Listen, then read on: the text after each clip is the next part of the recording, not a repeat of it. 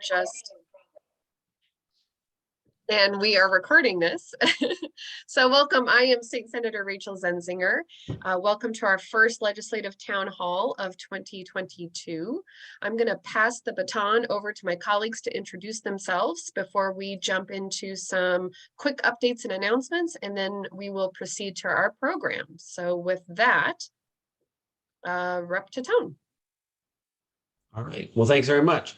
Hi, everyone. I'm Representative Brianna Tatone. I represent District 27, and that is most of Western Arvada and Northern Jefferson County until November, and then the districts will change. So if you are in my current district, you are still my constituent. It won't be until after the election that I will have a different district that I'll represent. So if you want to find out where your district is in the future or who you're going to be able to vote for, I can help you out with that. And I will put some resources in my Facebook page. So thank you all for joining us today. It's good to see a nice group of people today. And I will turn it over to Representative Daugherty. Thank you, Representative Tatone. I'm Lindsey Daugherty. I represent House District 29. Excuse my voice today. I am under the weather. But as Representative Tatone said, my district also will shift. Right now I share Arvada with Representative Tatone and the Jefferson County side of Westminster. But if you do need help figuring out where your new district lies, I will be able to help you with that. So it's great for everyone to be here. Really excited that session started, and I'm really excited to share the bills that I'm working on with you all today. So thank you. And Senate District 19 currently encompasses all of House District 29 and about 2/3 of House District 27. My future district will continue to be Arvada and Westminster, all in Jefferson County. But the district did grow to the west slightly, where I will be encompassing all the neighborhoods of Westwood all the way to Highway 93, and then a small portion of Adams County, which is the Arvada portion of Adams County down in the southeast part of the district. So that will be my new district starting in November. Today, we have a couple of folks that are on the line with us. We just wanted to recognize some elected officials. We do have joining with us RTD board member Shelley Cook. I think we have a candidate with us, candidate Casey Tai, who is running for the clerk and recorder position. I am looking very quickly at the rest of our attendees. We have Mark McGough, who is a current Arvada Fire District Board member. And Shelley Cook. I think I started with Shelley. I think that is all we have joining with us today as far as elected officials or candidates.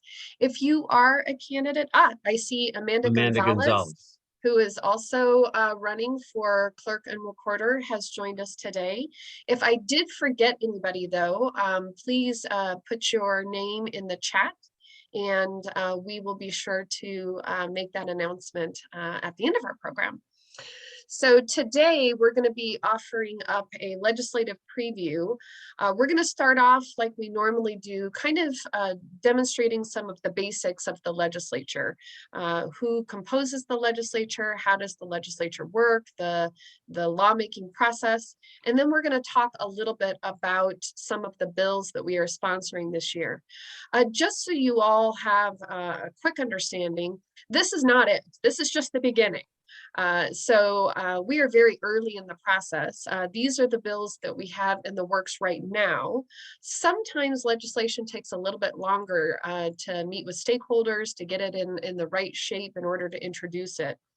There are some concepts and some ideas that we are sitting on, or some bills that may be starting in the opposite chamber, where we will be receiving it in the second chamber. If you don't see something here that you're interested in, don't worry. It doesn't mean that we won't ever take up those issues, but this is where we are right now, at the beginning of the session, with the items that we have going with our early deadlines. So with that, I'm going to go ahead and start my screen sharing here. And I am going to go to our PowerPoint.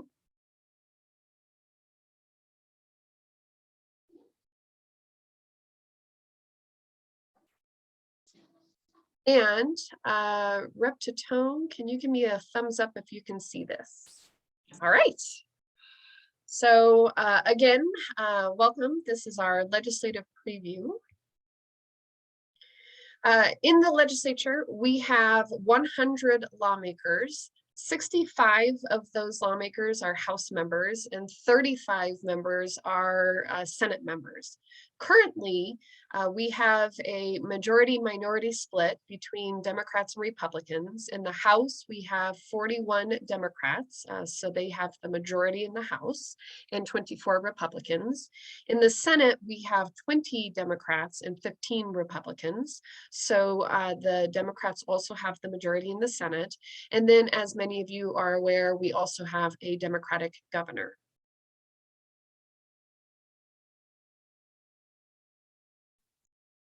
So we have leadership who are elected by the majority parties, and our leadership in the Senate is Leroy Garcia from Pueblo, and our House Speaker is Alec Garnett from Denver. And actually, those two members are elected by the entire body. Right. And the majority leaders, on the other hand, and minority leaders are elected from their respective majority and minority leaders.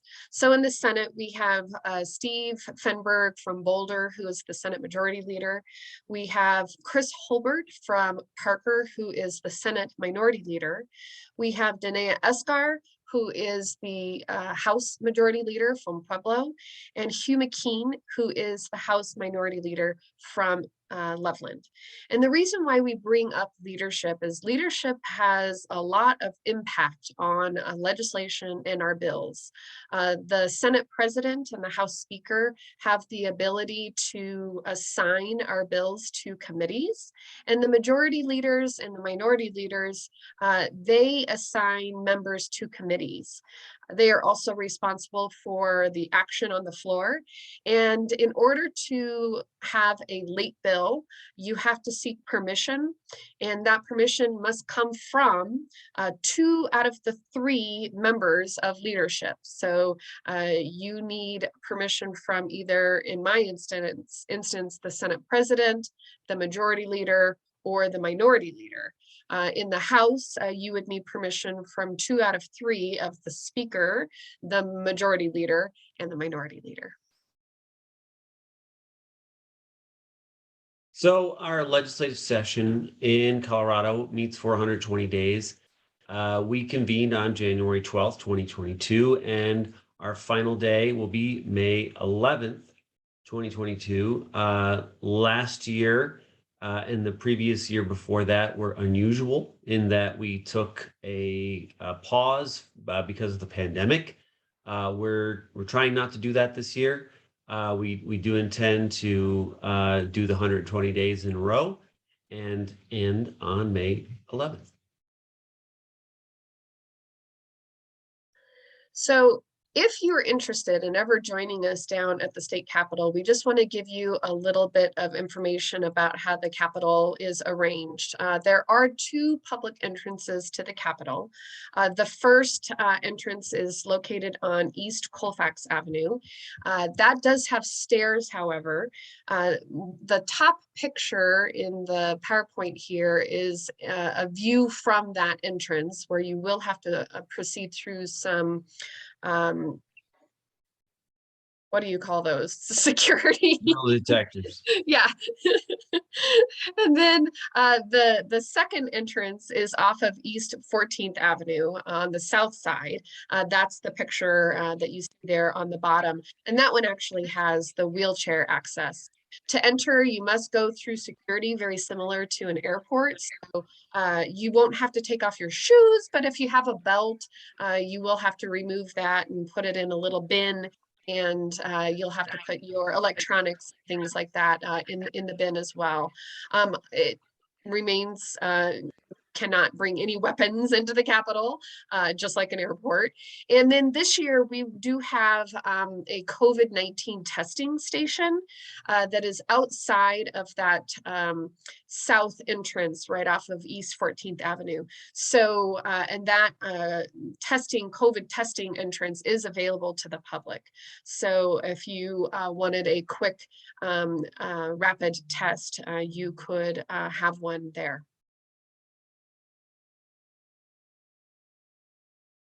So the Capitol has 4 main floors. The basement being the first ground floor, where you would come in and on one of the entrances. And in the basement, we have the cafeteria, State Patrol, the Office of Legal Services, and then that entrance on the south side. On the first floor, that's typically the governor's floor. That's where the governor's office is, the information desk, and then meeting points for tours. And that's where the north entrance off of Colfax enters in. The second floor is where the Senate and House chambers are and a few legislative offices.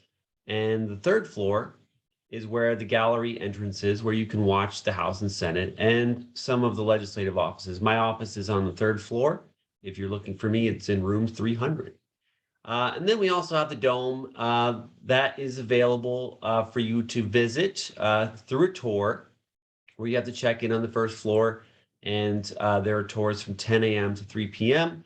And I think they're limiting the number of people per tour. So just make sure you know the details before you sign up. So if you come to the Colorado State Capitol, the House and Senate floors right now, unfortunately, are off limits due to COVID for visitors. Normally, if you're a visitor, you can be escorted in by a member such as myself or Rep. Tatone or Rep. Daugherty, and we can bring you into the Senate chambers to sit and watch. But right now, due to COVID, we are under some protocols. So the chambers are off limits, but you can still observe from the House and Senate gallery floors. Obviously, lobbyists are never allowed into our chambers. Our committee rooms are open to the public this year, but we are going to maintain our remote participation. So if you feel uncomfortable or if you want to testify on a bill in one of our committee hearings, you can still do that via remote participation. Or if you feel comfortable, you are welcome to come to the Capitol.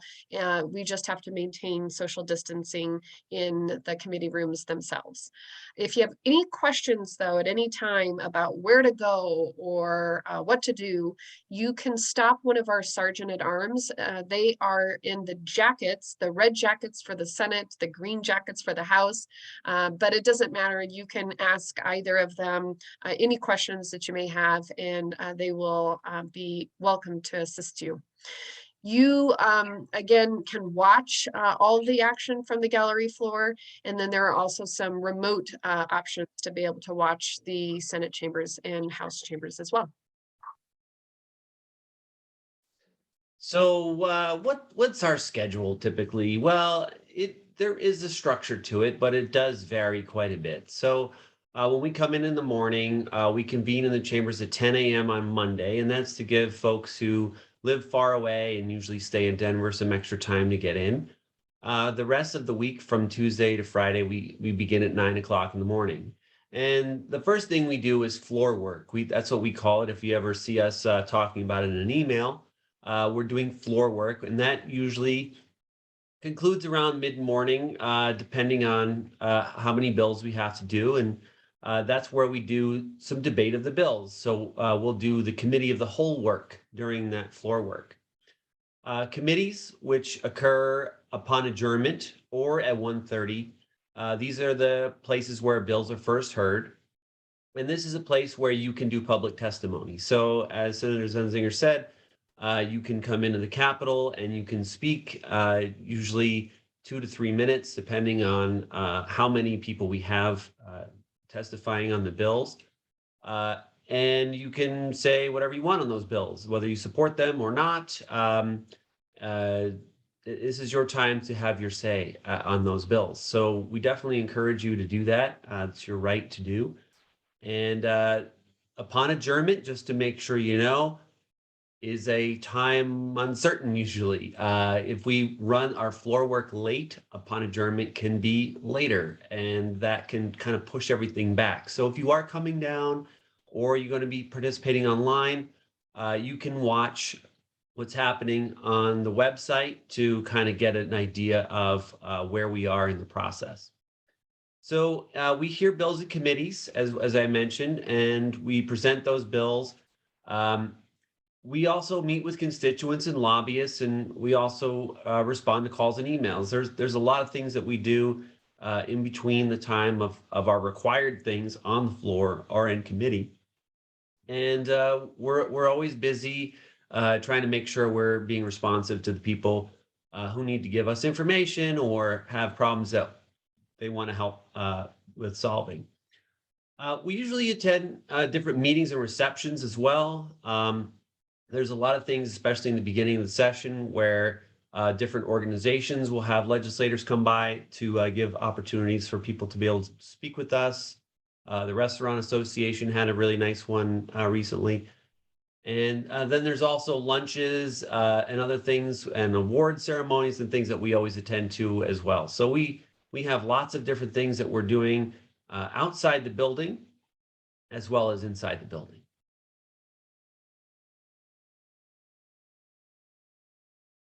So the committees that I'm on, I was just recently handed the gavel for the Joint Technology Committee. We share the duties of chair and vice chair with the Senate. So Senator Bridges was the chair in the first part of the 73rd General Assembly, and I'm the chair now. And the Joint Technology Committee is a committee where we hear about all the IT projects that are going on. And these are usually very expensive projects, and it can be pretty wonky and technical. And this committee was created in 2010 to help the Budget Committee spend a little bit less time getting in the weeds on the tech stuff. So what we do is we really get into the nitty-gritty of what these projects are that need to be funded, so we can have a little bit more authority on telling them and advising the Budget Committee on which ones to fund and which ones are higher priorities than others, especially if we have a limited amount of money to spend. I was recently just also put on the Agriculture, Livestock, and Water Committee. That was the committee I was on my first year, but they needed someone else to switch around with a new member coming in, so I was able to get on that one. I also continue to serve on the Energy and Environment Committee and the Health and Insurance Committee.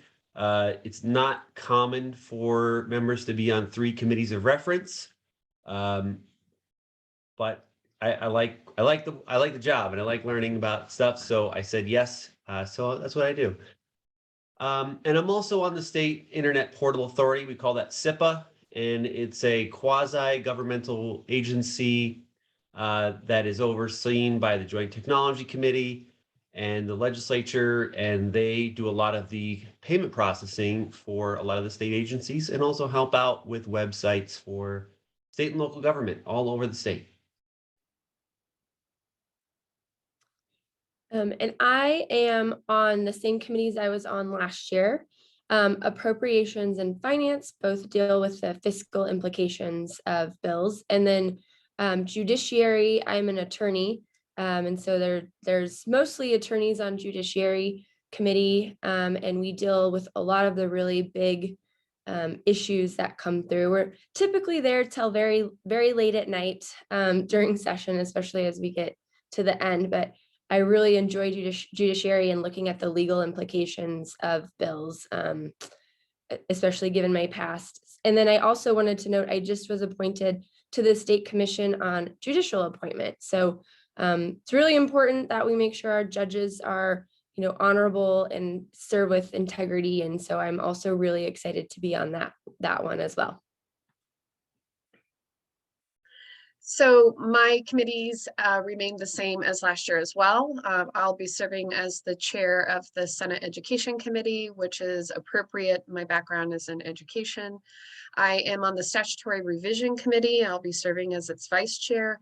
And then I am a member of the Transportation and Energy Committee. I also serve on a number of other ad hoc committees that are appointed where there is a legislator appointed.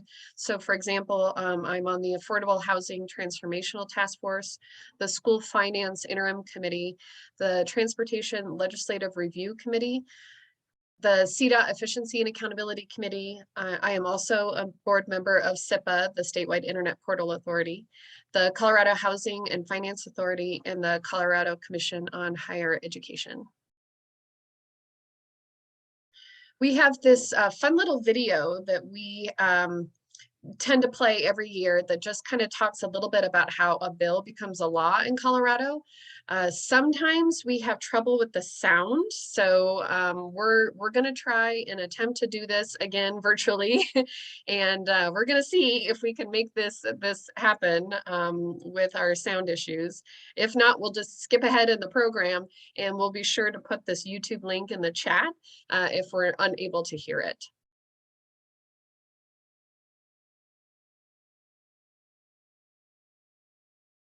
Can everyone hear it?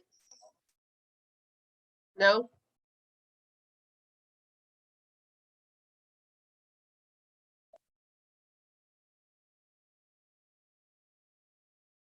So unfortunately, we cannot hear the video, which is what happened last year. We were I don't trying even really. see it moving. It's not playing actually. So Okay. Do you see the video at all? no, I see the slide for the video, but the And video not is the video not itself. Okay. Yeah. So yeah, we had this similar issue because it won't let us go back and forth between the screen sharing of the PowerPoint. So we will Well, put we the can link put the link in the chat. That's right. so everybody can have access to it. That's exactly right. And we will go back to Yep. our presentation. We will do that. We were disappointed that we had to shift to an online virtual presentation, but there are drawbacks and there are benefits to both. We felt that it was important that we try to keep people healthy right now during this a little surge in Omicron, and doing it virtually does allow more people to join with us, but then we have technology problems on occasion. So the way that legislation works down at the Capitol is every legislator, all 100 legislators, are permitted to be the prime sponsor of what are called 5 regular bills. The first bill of your 5 regular bills is called a pre-file bill.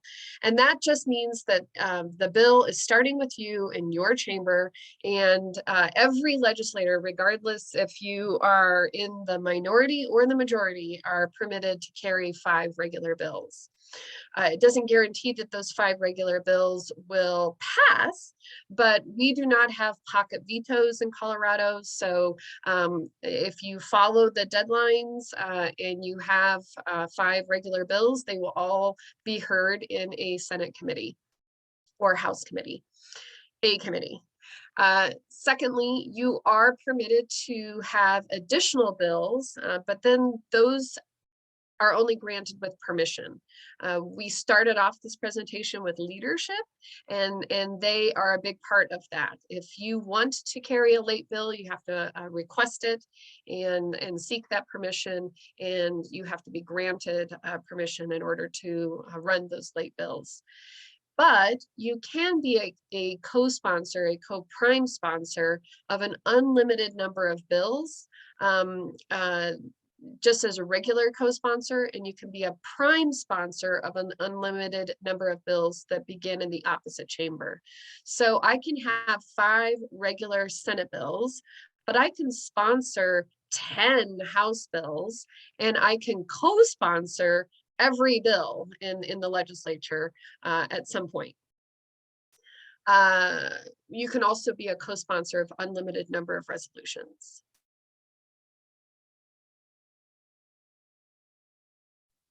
So now we're going to move on to what our regular bills are. I actually had 2 pre-file bills. My first one that was introduced is the right to repair for wheelchairs. And you may remember I ran a bill on right to repair last year and didn't make it through. So what we're doing now is looking towards focusing on wheelchair users. So there's a problem with repairing wheelchairs in Colorado and in a lot of other places as well. People request to get their chairs done, and there's just a real lack of responsiveness and timing. And if you are in a wheelchair and that's your mode of transportation to get around, it's really, really disruptive when you can't get your wheelchair fixed. So we have a couple bills that I'm running with Representative Ortiz. And if you don't know Representative Ortiz, he is in a wheelchair. So we're working on this to help people get the parts and the tools and the manuals to be able to fix those mobility devices themselves. We do have 2 bills, and I'll talk about the second one in a minute, because it's a little complicated the way that the wheelchair repair goes. If you get your wheelchair through Medicaid, Medicaid handles all of those repairs and the authorizations and the payments and all this stuff. So we can't authorize right to repair for folks who are on Medicaid because of this complicated overlapping statute. So we have 2 different laws that we're going to pass this year that one will help the people who are in self-pay and private insurance. And that's what this bill will be for, 1031. And then we're going to have another companion bill that we're going to run as well. And that's going to help streamline the process for people who are on Medicaid. And that's probably the bulk of people in Colorado, but we didn't want to just do Medicaid because we'd be leaving other people out. And we don't want to leave anybody out in this issue because mobility is important for folks in wheelchairs, and getting those things repaired in a timely manner is something that we should have a responsibility to help. So that was one of my first bills there. The next one is opt-in for single-use accessories for takeout and delivery. So how many people have a drawer at home with plastic forks, spoons, soy sauce packets, all sorts of things that you got in your takeout or delivery bag and you didn't want it? I'm sure everyone's raising their hand right now, and I'm going to be asking you when the bill is introduced to take a photo of it and share it on social media. So keep an eye out for that post. I want to really drive home the point that there's a lot of stuff that we get in these takeout and delivery bags that we don't want and we don't need.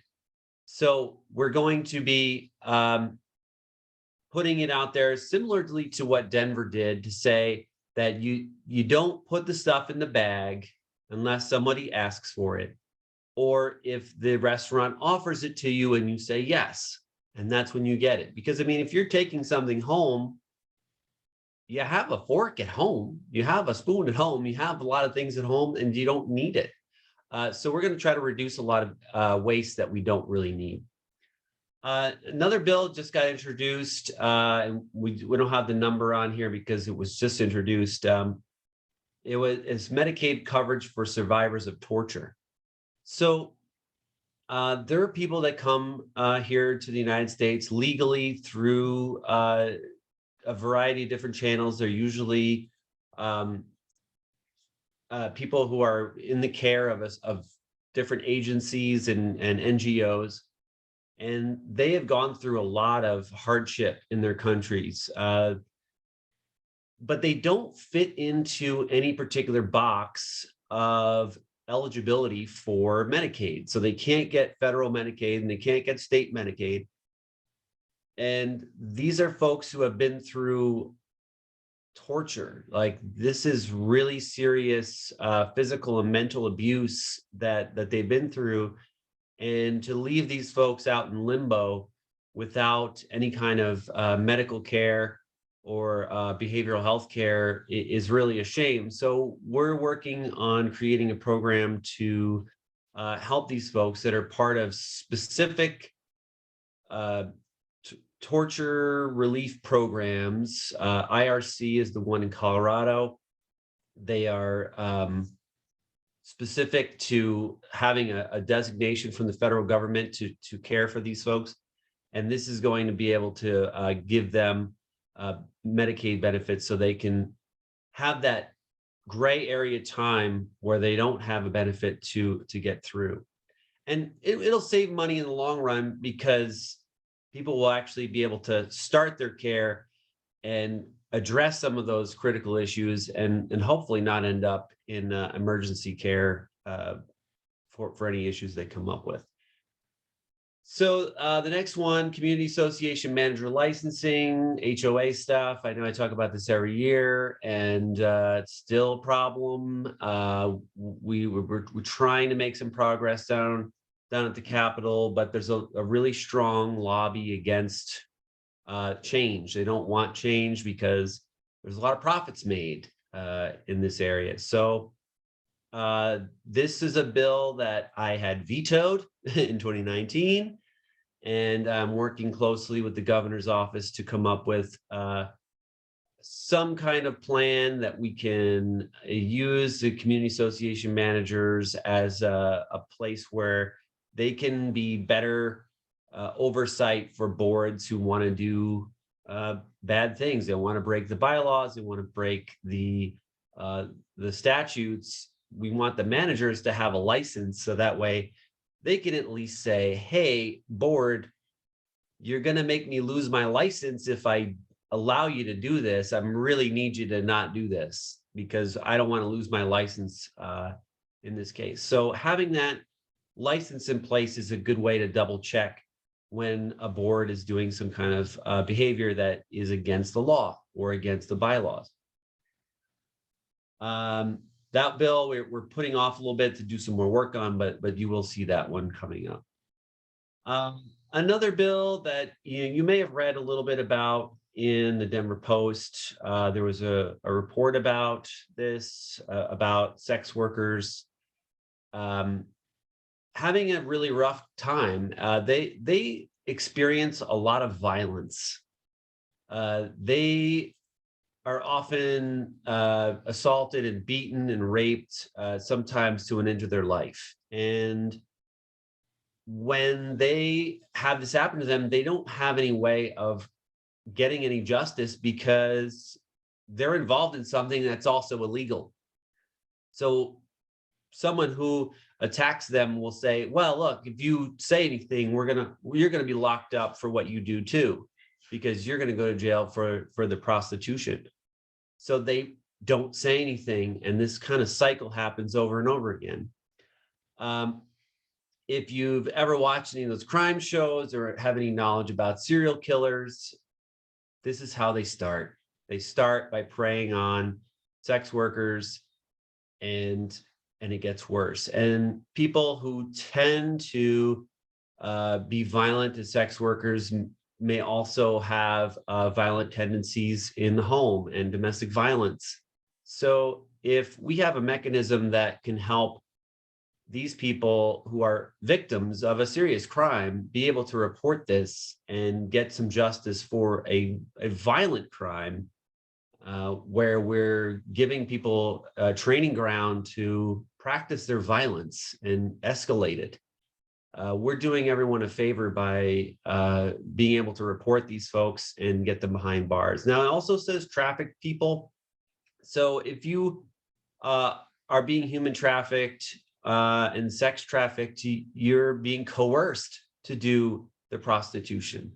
And these people are victims in a number of ways. And we want to make sure that these folks also have the ability, which can potentially help break that the cycle of them being trafficked, and we can put the real violent criminals behind bars and have a safer community around us.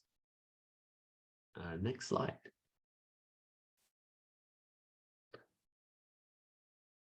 All right, so other bills. There's the HIC Puff changes to wheelchair repair. That one is the other bill I was talking about for the wheelchairs. That's going to give the ability for parts to be available. And we want people to be able to have the parts in hand that are consumable parts for their wheelchairs. So, you have a part that breaks commonly. Let's give those users of the wheelchairs those parts to have on hand. And if they're able to do it themselves, they should be able to do it themselves. We want to make sure that they're mobile and have as little downtime as possible. Another one is healthcare provider denial reporting. So there are some instances where, for example, someone goes in for a pregnancy and they're having a C-section and they say, I'd like to have my tubes tied after the pregnancy, after the C-section's over. And they're like, sorry, we don't do that here. And by the time they've made that decision and they're there, it's already too late and they don't get that service provided to them. So we want to make sure that there's some transparency and consumer protections there, so people aren't surprised if they go to a hospital or a clinic or something like that where they're expecting to get something that, it's a medical procedure that I'm asking for, and they're not able to get that they should be it should be known ahead of time that they shouldn't expect that to be there. And if there are any denials that happen, and these are usually for non-medical reasons, that these are reported to CDPHE. So that way we just know when these kind of denials are happening. So that way we can help people make decisions on where they want to get their medical care. If they're not going to get the care that they're looking for, if they have the ability to go somewhere else, they should do that. And then the Senate bill, I will let Senator Zenzinger talk about that because that's a bill we're running together and she is the Senate sponsor. All right, I'll go ahead and start with mine. I think, as most of you know, I do juvenile law. That's my main area of law. And so I tend to do quite a few, or try to do quite a few juvenile bills in this realm. So the first one is a bill which establishes the Delinquency Prevention and Young Offender Intervention Pilot Grant Program.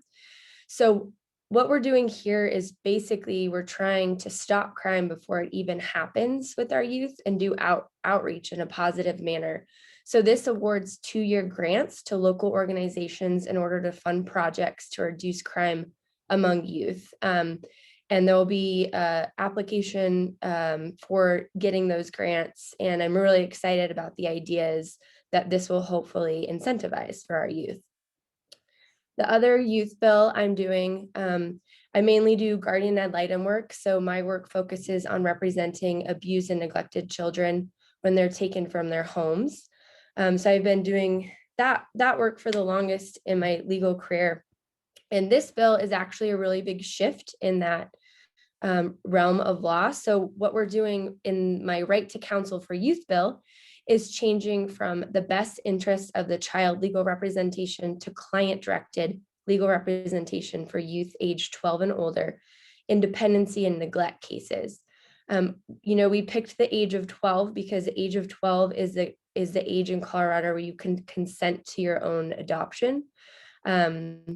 And what this standard change will do is to make sure that our youth are being more involved in their cases than they currently are. So it will take a lot of engaging with them from the client to attorney relationship, and it will move forward, and our youth will be able to really feel like they have a say in their cases, which I think is so, so important, especially when we talk to older youth who have aged out of the system. And they say that they wish they would have learned more about decision making and thinking through the pros and cons of their case, and this will allow our youth to do that. It's also a transition that nationwide most states are going to, and so I've spent a lot of time talking to guardian ad litem attorneys in those states, and they've got really, really positive things to say about how this is affecting our youth. So I'm really excited to bring that one. The third one I have is concerning the conduct of recall petitions. So this one, so in my district, I represent parts of both Arvada and Westminster, and we've had recall elections in both cities in the past few years. Most recently in Westminster, where the city spent $250,000 on the recall, and the clerk's office had to pull almost half their staff off for a few months to deal with the recall election. So I've been working with the clerks statewide, and there are a lot of statutes that they would like clarification on in the area of recall petitions. In Westminster, that recall went to court, and that's also a very expensive process. So what we're seeing statewide is that recalls all over the state are costing the city money, they're costing the city time, and they're taking away from what the city could be doing and what they should be doing for the citizens of that city. So this bill definitely works on cleaning up a lot of the statutes, clarifying for the clerks. Like I said, I've been working with them to make sure we are doing what we can. There's also a few other things that it does. We are increasing the petition time from 90 days to 120 days. From the time you can file a petition based on the time of an election. We're also increasing petition signature requirements, decreasing the amount of circulation time, and stating that if you recall someone in a partisan race, so this wouldn't work in a city council or school board race, but in a statewide race, you would have to replace the individual recalled with someone of the same political party. So kind of like a vacancy committee. And we're still working out the details of that before that's introduced. But that's pretty much the gist of the recall petition bill. Then I have a sales and use tax refunds bill, which incentivizes the state to pay out tax refunds more quickly. So we're hearing about really long wait times for Coloradans to receive tax refunds when they make an honest mistake on their taxes. So this bill, I'm working with the Department of Revenue, and it will save money for the state of Colorado by reducing the amount of interest it has to pay out. Also, the changes are expected to cut down on the number of frivolous claims that are currently slowing down the system. So again, making sure that we're not incentivizing bad actors to claim something that they shouldn't be, and saving money for the state of Colorado, and also streamlining the tax process. So I'm very excited about that one as well. And then I have also done a little bit of consumer protection work. And I've done a little bit of workers' compensation law as well. So this last one deals with workers' compensation, and it concerns the notice requirements. Next time you're in a place of employment, I would encourage all of you to look at the notice that is posted that has to deal with workers' compensation insurance. I think it's very misleading. It basically says, it implies that you have 4 days to file a claim. And that is not entirely true. So per the statute, you actually have a lot longer to file a claim if you've been injured on the job. And so what we're trying to do on those signs is make it much more clear for workers about their rights and what rights they have, and how to go about making sure that you're not losing those rights or thinking that you're losing those rights. So I've been working with the WCEA on that bill, the worker compensation attorneys on that bill, and we are really excited to do that for our workers. And a lot of the unions are excited about that bill as well. Next slide, please. Another bill I have in the area of workers' compensation is to increase the funeral benefits. So unfortunately, the funeral benefits haven't been increased since 1994.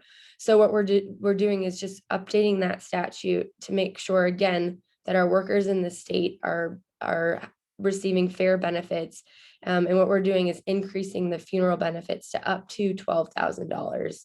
I think it's currently at about $7,000 from 1994. And then the last one I just wanted to briefly touch on that we are working on is fees associated with medical records. As I said, I do some consumer protection work. And as part of that work, I have had to collect medical records for clients before. Until about 2 years ago, there's something in federal statute called the high tech. And what that does is it makes sure that people are allowed access to their medical records at reasonable rates. Federally, this was passed in, I think, 2014. And this piece of federal legislation allocated funds, and we're talking about millions of dollars, to hospitals in order to make sure that they are able to have all of their records electronically. So that when a patient requests medical records, they're able to give that to them in a timely and easy and reasonable fashion. But what we're seeing is there was a federal court case that found that attorneys are not personal representatives in the high-tech world. And so therefore, when attorneys are requesting medical records on behalf of clients, they're charging upwards of over $1 a page. And I am working with some attorneys that represent injured and, people who have suffered from traumatic brain injuries, and they cannot be expected to go to 15 different medical providers in order to get records, in order to get that high-tech rate. They need to be able to have someone advocating on behalf of them. And I'll give you a personal example. When I was working on medical records, I received a bill for over $6,000 for someone we were helping in a nursing home neglect case. This person had massive brain injuries. There was no way he could have been able to get these records by himself. Spent 2 days on the phone advocating for that patient. We got the fee reduced down to $6.50. It's really important that we as attorneys are able to advocate for our clients, especially the injured ones. And so I'm making sure in this bill that they can't charge astronomical amounts of money in order for someone to just get something as simple as their medical records.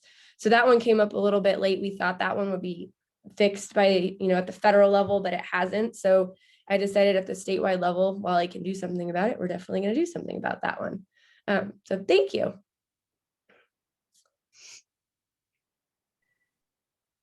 So these are my first 5 regular bills. The first bill is called the America 250 Colorado 150 Commission. Most of my bills are brought to me by constituents, and this one was brought to me by our fire board member, Mark McGough. Many other states have already passed legislation to pull together a commission to celebrate America's 250th anniversary / birthday, depending on how you want to look at it. And then because Colorado's statehood is also up at the same time, it'll be our 150th anniversary of our statehood. So this bill will pull together a commission that will help plan these activities, and so that we have a full year of celebrations throughout the state. We are making sure that we are bringing in cultural organizations, educational organizations. We are partnering with the Department of Economic Development and Trade so that we are aligning this with our tourism regions so that we can be specific to the type of history that happened throughout all different parts of Colorado. It's a pretty fun bill, and it is bipartisan sponsored in both chambers from people that represent different parts of our state. The next bill is regarding licensing of neighborhood youth organizations. So think Boys and Girls Clubs, for example. As they have stepped into the space of doing more educational type of programming for out of school time, it's really important that we also update their licensing to reflect that new scope of work. And so that's what this bill will do. Representative Tatone is my House sponsor for my community schools bill for turnaround. A few years ago, I passed a bill that integrated the community schools model into our innovation statutes. However, all the research out there really shows that the community schools model is really best for schools that are in what is called turnaround. Turnaround is when a school is not performing and they are put on the clock. They're given a 5-year timeline in order to turn around. And if they don't turn around, then there are a list of options that will come into play that are essentially penalties for that school or district in order to force the change to happen. Right now, we have a list of a couple of different options. We've only had one school district that has reached the end of their turnaround, and that's the Adams 14 school district.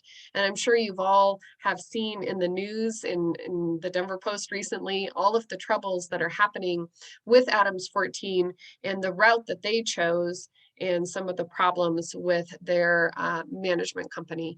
So this is just an option that would be added to that list for districts that find themselves in that position to be able to choose. This was a bill that was also brought to me by constituents, including Evie Hudak, who I believe is on the call. The next bill is 100% tuition pledge for capital construction. This is for our institutions of higher education. When they go forward to do capital construction, they have to put together a portfolio of assets and liabilities for their bonding. And right now, our institutions of higher ed are allowed to only bring 10% of their tuition revenue to the table for their capital construction bonds or COPs. What this would do is it would allow them to bring 100% of their tuition revenues to the table as revenue. One university in Colorado, CU, is currently allowed to do this, but none of the others are. So we are just leveling the playing field a little bit for them so that they can access capital for their construction projects. And then lastly, I am working on a bill that was brought to me by a number of organizations, the Colorado Association of School Boards, the Colorado Association of School Executives, the Colorado Association of Educators, the CEA, as well as the Colorado Rural Alliance, a number of people, the Colorado League of Charter Schools, just a number of education stakeholders have some concerns about our accountability system as we transition out of COVID and back to normal. Over the last 2 years, we have paused our accountability system. Last year, we went back to our statewide assessment regime, but we did it partially. We didn't fully test every grade and every subject. We only partially did our assessments.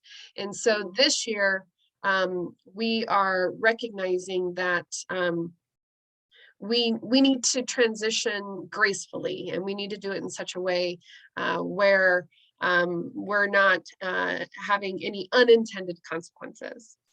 I just received a notice that my power is about to go out, so I'm going to pause very quickly to make sure that yeah, and I don't know why, because it is plugged in. So hold on one moment.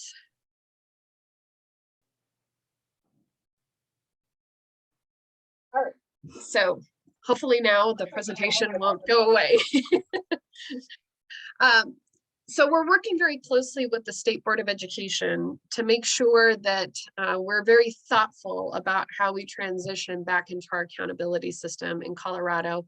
We want to get back to normal, but we don't want any unintended consequences by just going back to things like normal. I have a couple of other bills that I'm working on. As I stated in our beginning, you can also carry bills that come from committees. So I was a part of a few interim committees that are putting forward some bills. And so one of the bills that I've been working on for a couple of months now with COYAC, which is the Colorado Youth Advisory Committee, is a bill that will offer up some higher education supports for foster youth in our state. This will help them attend post-secondary options, higher education. It's a bill that was brought forward by the youth on this council, and I'm really excited to be serving as one of the sponsors of it.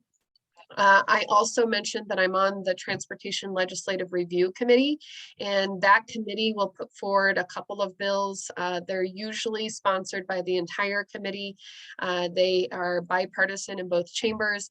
And this one, it was my turn to sponsor a bill on milk non-divisible loads. So it's a requirement about the way that loads are calculated with weight requirements, and it's determined on whether or not they're divisible or not. And we have a problem right now with milk being counted as a divisible load when it's not. So we are fixing that. I'm on the School Finance Interim Committee, and Thursday of this coming week, we will actually be voting on the bills that our committee will be sponsoring. But two of those bills I have been working on the drafting of, and one is around special education funding, and the other one is around how we define our at-risk factor in our school finance formula. I also served on the Affordable Housing Transformational Task Force this year. Those bills have yet to be drafted. We've been waiting on the final report from this commission to come out. That was supposed to happen this week. It's been delayed a week, so the final draft of our recommendations will actually be made public next week. And then after that, we will take the steps to start sponsoring bills related to that draft report, which will be final. I am the Senate sponsor of a number of House bills. These are bills that are starting in the House, but will come over to me in the Senate eventually, providing that they pass through committee and the House. The first of which is continuing a workforce diploma program. Right now, it's a pilot program, but we have some really good data that shows that if we can get adults their credentials, their diplomas, it really helps with their economic mobility. And this particular program has proven to be pretty successful. I'm also the Senate sponsor of the bill that Rep. Titone talked about on the right to repair for wheelchairs. And then as part of our work with the Affordable Housing Transformational Task Force, I've taken up a bill that I have sponsored in the past around the Affordable Housing Tax Credit Program. We are extending that program, and we are also increasing the amount of revenue for that program. Or it's a cap, so we're extending the cap. And we're hoping that that very successful program will continue to flourish here in Colorado. I'm also the Senate sponsor for a bill called Inform. This is actually federal legislation, and if you get online and if you Google Inform, all capital letters, you'll see that it has to do with how we regulate online marketplaces such as Amazon. The reason why this bill was brought to me is that right now we have a problem with crime, retail crime, and with organized crime, taking stolen goods from retail markets and then selling them on these online platforms. And there's no real recourse. There's no way right now to crack down on this problem. So we are looking to bring a little bit of regulation that would require people that are selling things on these online marketplaces just to register with an address and their business ID number. It's pretty basic, but we are hoping that it will help get at this problem that we have. I'm doing two bills that are related to PARA, which is the Public Employee Retirement Association program for the retirement plan for public employees. One is extending a program that is up for renewal. We passed this bill a few years ago that allowed our rural educators that have retired to come back and serve in a vacant position without a penalty to their retirement benefits. It was created for rural schools because that in Colorado was where the majority of our teacher shortages were a few years ago when we passed the bill. And we put a sunset on that bill. We had hoped that the teacher shortage would be solved by now. Unfortunately, it is not. And we have found that this program has been very beneficial for our rural schools to fill those vacancies with retired educators. Secondly, we are having a problem in the urban areas with substitute teacher shortages and with educator shortages, mostly due to COVID. And because of that, we are extending this para benefit where retired educators can come back and substitute teach beyond the limitations right now, which are 110 days, without having a penalty to their para benefits. That bill, however, will be temporary, just to try and solve the problem that we are having right now. I am also going to be serving as the Senate sponsor for a bill on special education for charter schools. This will allow charter schools to apply through the State Board of Education to become an administrative unit in order to offer these specialized services. Also, I'm working on a department priority bill for the Department of Higher Ed regarding disability services for students in post-secondary in our higher education institutions. I do a lot of work in the K-12 space with regard to special education, but when these students transition into higher education, what we are finding is that they are not very well supported in these college settings. So what this bill will do is it'll create a task force to kind of look at the problem, figure out where our gaps are, and make some recommendations for the legislature to take up next year. I'm also working on a bill that is one of the governor's priorities around boosting non-degree credentials for adult learners. And then I'm also serving as the Senate sponsor on a bill that will create a grant program for math achievement. I also serve on the Statutory Revision Committee. This is a cleanup committee that works on cleaning up issues in the statutes like arcane language or where we might have two definitions for something for the same thing in statute and anachronisms and whatever else. So we work on cleaning up the statutes. This committee has not met yet, so I don't have any bills that have been assigned quite yet. All right. And I did want to mention just one other thing about a bill that I was going to run, but Representative Byrd is running a bill on catalytic converter theft. I had a different concept, and I'm working with her to try to combine what I was going to do and into what she's doing to make it even better. So watch out for that one. That bill has been introduced in the Senate. So where can you find out information about all this stuff? Well, it's real easy. We go to leg.colorado.gov, and there's the official schedule. You can watch the floor action live in the House and the Senate. Emails and phone numbers for every legislator is there. There's information on every bill, where it's at in the process. The latest bill drafts, you can see all the votes, anything that you want to look at and find out is there. And you can always find out where your legislator is. So there's a link up there, and it'll you put in your address and it'll point you to who your legislator is if you haven't figured that out already. But I think most of you know because you're here at this town hall. You can also watch online the proceedings that are happening down at the Capitol while we're in our chambers. You can listen in as well. There are a couple of different ways you can do that. You can go to the internet and you can view it on the Colorado channel. And then for some folks that have cable, you can also go to channel 165, and there is the ability to also view it on YouTube as well. Here is all of our contact information. So we're going to leave this slide up for a little while so that everyone can take a look at it in case you need to reach us on the phone or via email. If you want to follow us on Twitter or Facebook. We also listed the names of our aides.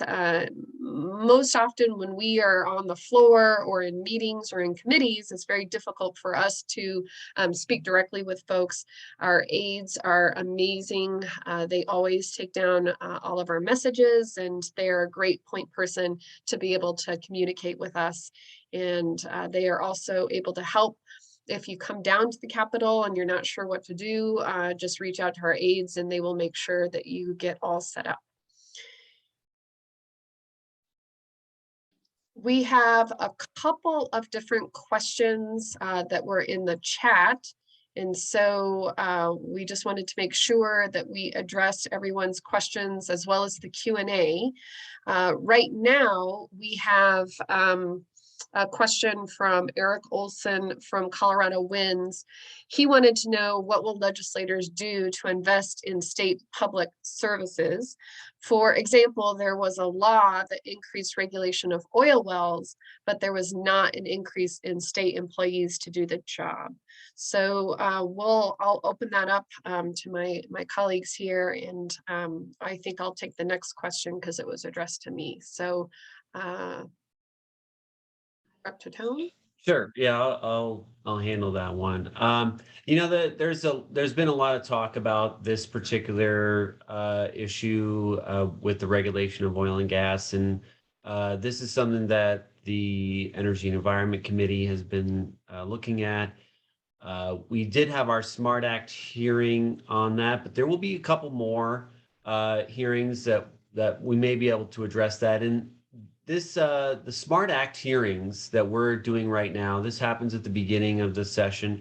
In the past, it used to be before the session started, but we did change it to just having it happen the first couple weeks. The SMART Act hearings are where people can hear about the divisions and the agencies in the government and what they're doing. The audit committee, the audit department will audit the divisions to see what deficiencies they have and tell them what they tell us, what they're not doing and what they haven't done and what they should do and what they need to do. So this is a good transparency committees that we have to inform us as legislators. How do we need to manage what the divisions are doing, as well as giving people a chance to speak on these issues directly at these committees. So we have a public comment period during the SMART Act hearings. So I do encourage you to go onto the website and find out the times. If you have any specific questions about how to find that, you can send me an email. We can help you find it. But this is an opportunity for questions like these to be asked directly to the divisions and have your voices heard. We did have some concerns about having the oversight done, and it's not just in the oil wells, but actually for water wells. We've been talking about that as well for a lot, is having the people on hand to be able to do the oversight because there is a lack of that. So it is something that we've been talking about, and it is something that we want to continue to address. So if you want to send an email to me, we can follow up with that with the proper division. There was also a little bit of a comment in the chat, I believe, from Ed Talbot around the COGCC and bonding. I don't have any specific information about this, but I do know that one of my colleagues, I think is working on a bill and has been discussing this issue over in the Joint Budget Committee, and that's Senator Hansen. So you can find his contact information online, and I recommend, Ed, that you perhaps direct your question to him, and he might be able to give you a little bit of insight to the work that he's doing on that right now. It's kind of challenging for us as legislators to sometimes know everything that is happening down at the Capitol. You can see by our bill titles that we will oftentimes specialize in the area that we are personally or professionally experts in. We do carry other types of bills that cross over into other areas. And then sometimes we will hear about the work that a colleague is very passionate about, and we'll know that they are already working on the problem. And so we don't want to get in their way. We don't want to try to tread in their lane if they're working on a bill. But when you bring these kinds of concerns to us, that's what we try to do, is we try to find out if there is already somebody who is working on the problem, and then we will make sure to either connect the two of you or make sure that your thoughts and opinions are transferred over to them so that they're aware that this is also a concern for our constituents. And then it allows us to also track more closely some of the bills that our colleagues are running. And so while I'm not able to address your question specifically, Ed, I do know that there are some people out there who can. I think there was also a question in the Q&A from Pat regarding the Affordable Housing Transformational Task Force. And again, that final report will be out next week. I will tell you that we have approximately $400 million from the federal ARPA funds that we are planning to put into transformational bills around affordable housing. A good majority of that, I would say 150 million, I believe, we are dedicating towards a revolving loan program, and then another 150 million that we're putting towards a grant program for nonprofit and local governments. I think there will be opportunities for increasing opportunities for home buyers. There will be a couple of other recommendations along with that, but TBD, I'll make sure that you get a copy of that final report, Pat. And I'll take the next one. I know there was, if that's okay. Are you, okay. Just making sure you're done. Thanks, Senator.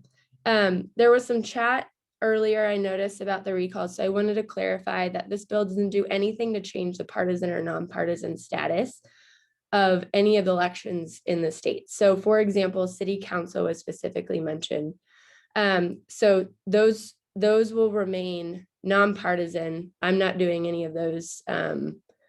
Nothing, I'm not changing any of those. There's also some reference to, I think Greg asked a question about the provision of in elections that are partisan, when you recall someone, making sure that the new person that's going to be representing everyone is of the same political party. So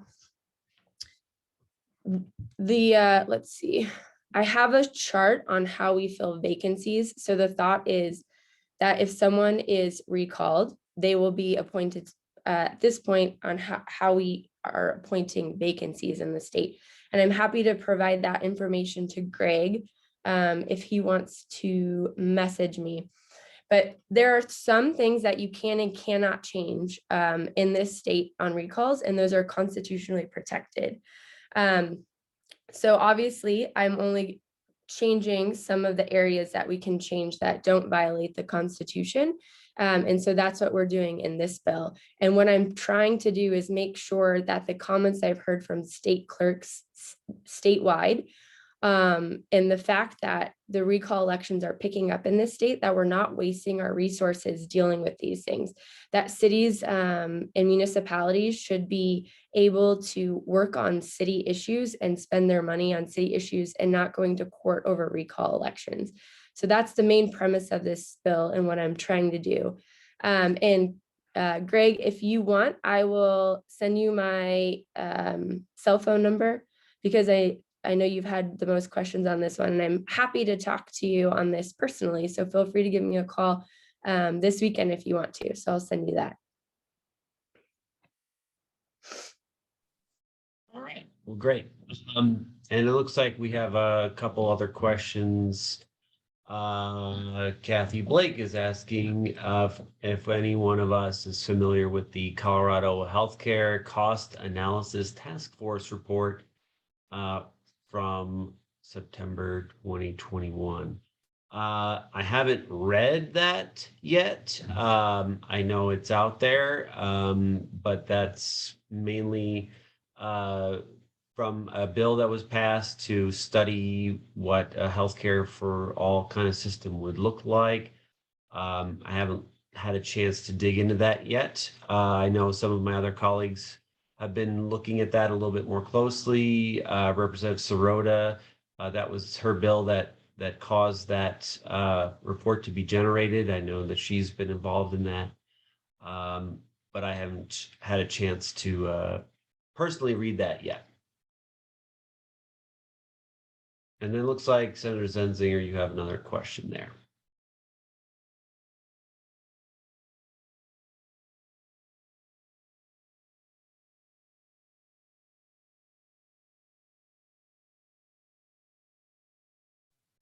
All right, so it says, it looks like it's more of a comment about anything that the legislature can do to support home buying through ARPA funds in this tight market will go a long way. And I will agree with you on that. It was a really informational experience serving on that task force this summer. We all know that we have a lot of problems with housing affordability in Colorado. It's actually a problem nationwide. We have some specific issues. They're not all for the same reasons, just depending on the type of region that you live in Colorado. But it's pretty comprehensive, top to bottom. People are just really struggling with housing affordability right now. And we struggled with what could we do at a statewide level. For the most part, a lot of these issues are local issues, and we don't want to just throw money at a problem. We want to make sure that we are really taking our time to carefully consider, analyze, and study what the problem is, so that we can pinpoint and make sure that the money that we are investing towards this problem will go as far as it possibly can. So we were really looking for opportunities where we could get the greatest bang for our buck, so to speak. And we recognize that the revolving loan program, for example, has the capacity to extend into the future because it'll keep paying itself back. And so that we can continue to use that as an option long after the initial investment is gone. Also, by putting money into the second bucket around investing with nonprofits and local governments, we're providing matching funds so that we can again make the money go as far as we possibly can. But we're also looking at some ways that we can create some policy changes. So we know that we can't just solve this problem by spending money. We're going to have to think about some other things, structural problems, and so we also took up some conversations about that as well. I think it'll be very revealing when you have an opportunity to see the final report. And this won't be it, obviously. This is just kind of our first little foray into doing what we can as a state to address this problem.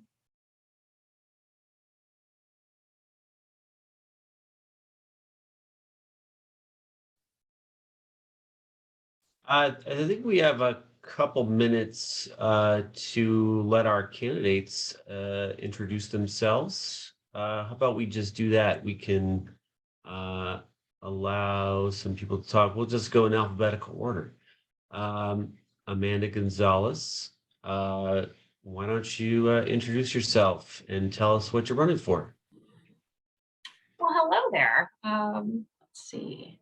I wonder if it'll let me turn on, maybe no video. Well, it's so great to meet any folks that I haven't met yet. My name is Amanda Gonzalez, and I am running for Jefferson County Clerk and Recorder. I think I know a handful of you from my time as the Executive Director at Colorado Common Cause, where I have been working on voting rights policy at the statewide level for a number of years, and civic engagement for long before that. I was also the Executive Director of the state's largest Latino advocacy organization, GLADO. And so really excited to be running for this role. Some of the things that I am most proud of in my time at Colorado Common Cause is that I helped draft and pass the automatic voter registration bill that makes it so that when you interact with our DMVs, you're automatically registered to vote unless you don't want to be. Also really excited about a ballot access bill that I helped draft and pass with Representative Caraveo and Senator Gonzalez, and that dramatically expanded the number of counties that translate ballots. So it goes from 4 last election up to 22, which will include Jeffco in this next election. So if you need a ballot in Spanish, you'll be able to go into a voter service and polling center and get that. If you need help in another language, there's also a toll-free hotline that was created. So come to this with a lot of experience in voting, want to make sure that we are protecting the right to vote for all citizens in Jeffco, and would love to connect. I'll pop my contact information in the chat in case anybody wants to chat further. But it's great to meet everybody. Look forward to the day that we can do this all in person again. All right, thanks, Amanda. Next, we'll go to Casey Ty. Introduce yourself. Tell us what you're running for. Hi, I'm Casey Ty, former Jefferson County Commissioner, and now I'm running for Clerk and Recorder. You know, George Stern did a great job, and I was surprised that he chose not to run for re-election. But I want to build on a lot of what George has done. You know, I've got a lot of experience in local government, and when you talk about local government, that's where, you know, we can really impact people's lives, much like you're doing in the legislature. But you know, as a Jefferson County Commissioner, I saw how important the Clerk and Recorder's office is. A lot of the major interaction the residents and the citizens have is with the Clerk and Recorder's office, whether it's what you want to, you know, register your vehicle, you want to get a marriage license, you want to vote. Those are all things where the Clerk and Recorder is involved. And it's really important that we have, you know, an effective office. I'm experienced in managing offices. I'm experienced in setting budgets. I've been an advocate for voter access, and I appreciate all the work that's been done on trying to make sure that voting in Colorado is a leader in the country.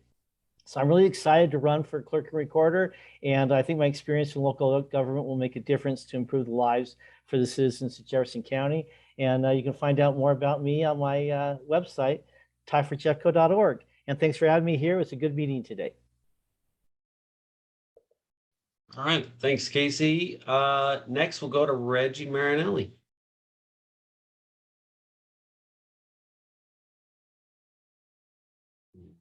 Maybe. Reggie, are you there? Great. Well, Reggie is running for Jeffco Sheriff. If she does come, we will give her a chance to speak. We did have one other question come in from Alan. One major bill this year, I believe, will be addressed air quality in the Northern Front Range. Do you know what that bill will look like, and what will there be major questions and issues? Well, I haven't seen the bill. I don't know exactly what's going to be in that yet. That is something that will be coming to the Energy and Environment Committee. And I know that the governor's office did have some money in the budget to address air quality this year. So because the governor is really putting this as a priority for him, And the legislature, especially the Energy Environment Committee, has been closely watching what's been happening with air quality. This is an issue that I expect there to be some robust legislation on, but keep an eye out for this one. As soon as some things start to surface on what the bill may do, we'll try to keep you as informed about that as much as we can. But at this point, I think there's still just a lot of stakeholder work and things being done. It's not one of my bills that I'm running, so I don't have a lot of the insider information on that one at this point in time. All right. Well, if there are no more questions, we'll give you a couple minutes of your day back. All right. Looks like there's no more questions. So thanks very much, everybody, for joining us today. We really appreciate you joining us, and we're going to continue back on our regular time on the third Saturday at the same time, 10:30. We'll continue to do remote via Zoom until kind of things sort of settle down. And can you get a copy of the chat? Yeah, we can see if we can save that and get that out to you, Taylor. So thanks very much, everybody. Appreciate you joining us, and we will see you on the third Saturday next month in February, and we'll let you know in our newsletters and on Facebook page what the topic's going to be. We'll try to keep it relevant to what's going on and keep you informed. And if you're not on our newsletters, please sign up for those. You can get those through our websites. You can sign up and get all the latest information about what's happening at the Capitol. So stay informed. We're here to help. Let us know what we can do for you. Lindsey, you have any final thoughts? Nope. Thanks, everyone. Stay safe and healthy. And yes, sign up for our newsletters to stay involved. And please reach out if you have any questions. Thank you. All right. Thanks a lot, everyone. Have a great rest of your weekend. Bye-bye.